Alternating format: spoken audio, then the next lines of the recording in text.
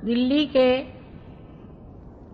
सर्व सत्य शोधकों को और साधकों को हमारा प्रणिपात।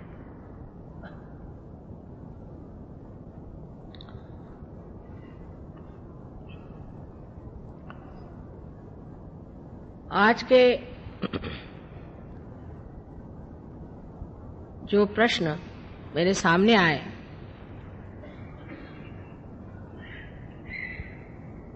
वो काफी समझदारी से लिखे गए हैं और कुछ में वही कुतूहल है जो एक बौद्धिक वर्ग में होता है। जैसे कि कहा गया है कि पहले भी इतने अवतरण हो गए तो उन्होंने ये काम क्यों नहीं किया, अब मैं क्या जानूं, आप उनको फोन करके पूछ लीजिए। ये भी कोई बात हुई? अरे भाई, अगर कोई काम कर रहा है तो सोचना चाहिए कि ये तो बड़ा भारी काम हो रहा है और ये अच्छी बात है, अभी तक नहीं हुई तो नहीं हुई। वास्तविक बात यह है कि पेड़ जब बढ़ता है तो उसकी एक एक अवस्था होती है। जिस अवस्था में आज का समय आया हुआ है, कल ही मैंने कहा था कि ये बहार का समय है और इस समय अनेक लोग अपने सुकृतों को फलद्रूप होते हुए देखेंगे। आपने जो पुण्य पहले जन्म में किए हैं उसके आज आशीर्वाद स्वरूप आपको आत्म साक्षात्कार होगा। ये तो अनादिकाल से लिखा गया है।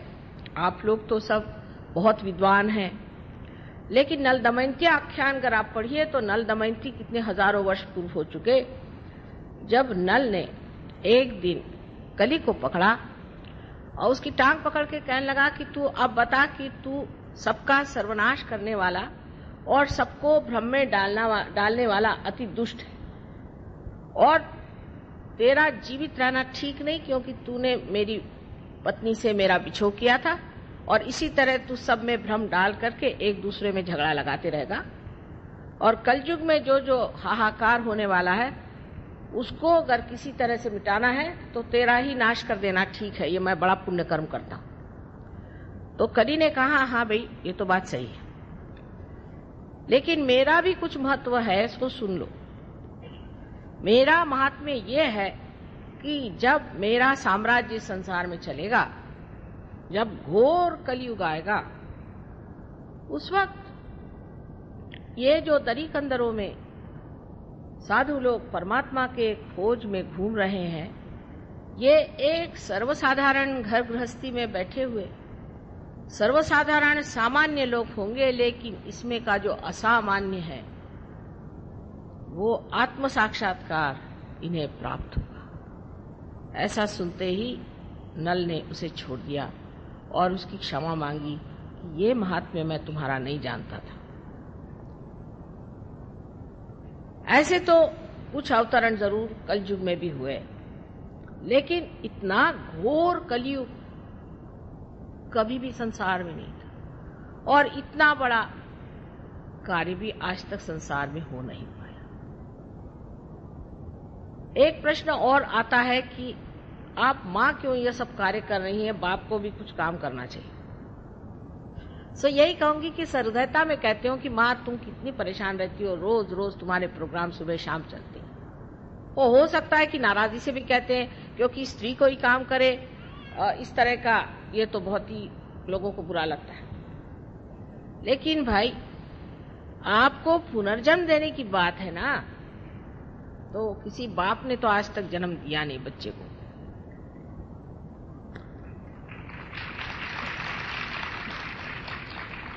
और ऐसी मेहनत करनी पड़ती है इस बार, बड़ी सबूरी चाहिए, बड़ा प्यार चाहिए, बड़ी समझ चाहिए, बड़ा दुलार चाहिए, सूझबूझ चाहिए और आखिर तक पार करने की इच्छा बनी ही रहना चाहिए।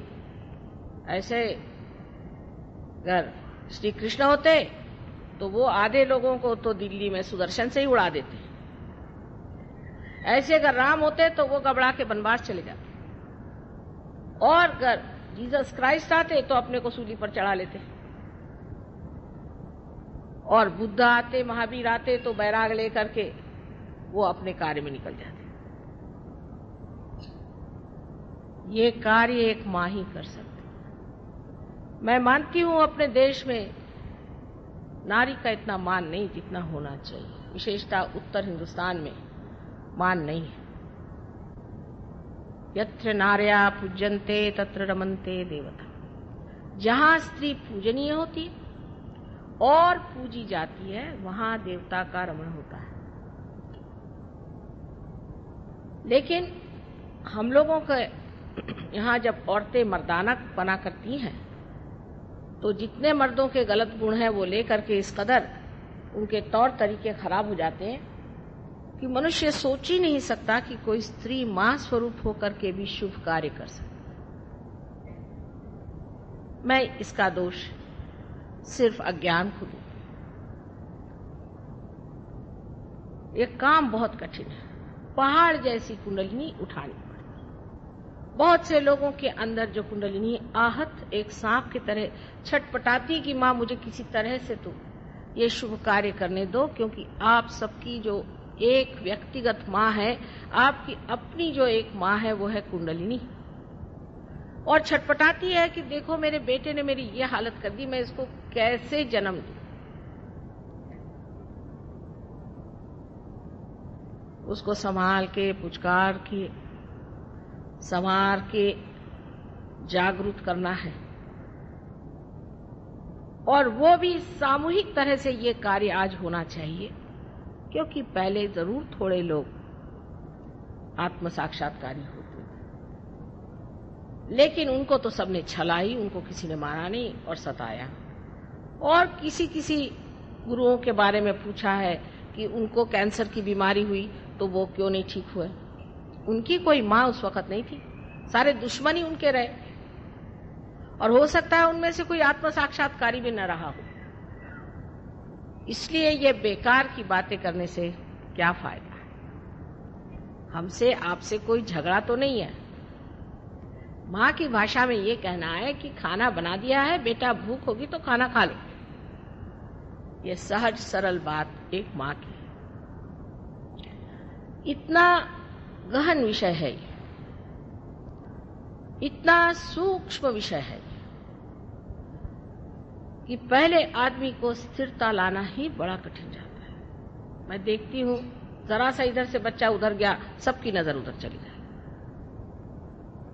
एकाग्र होना भी कितना कठिन है, और उसके बाद फिर समग्र होना। इसलिए आपसे मैं विनती करती हूं कि कृपया अपनी जो भी मुझे बात कहनी है उसे आप एकाग्रता से पहले सुनें। जैसे कि साइंस में पहले एक धारणा यानी हाइपोथेसिस दिया जाता है कि ये हाइपोथेसिस है, और फिर उसको सिद्ध करने के बाद लोग मान लेते हैं कि यही कायदा है। इसी प्रकार आपको भी सहयोग के ओर और कुंडलिनी दर्शन के ओर नजर करनी चाहिए।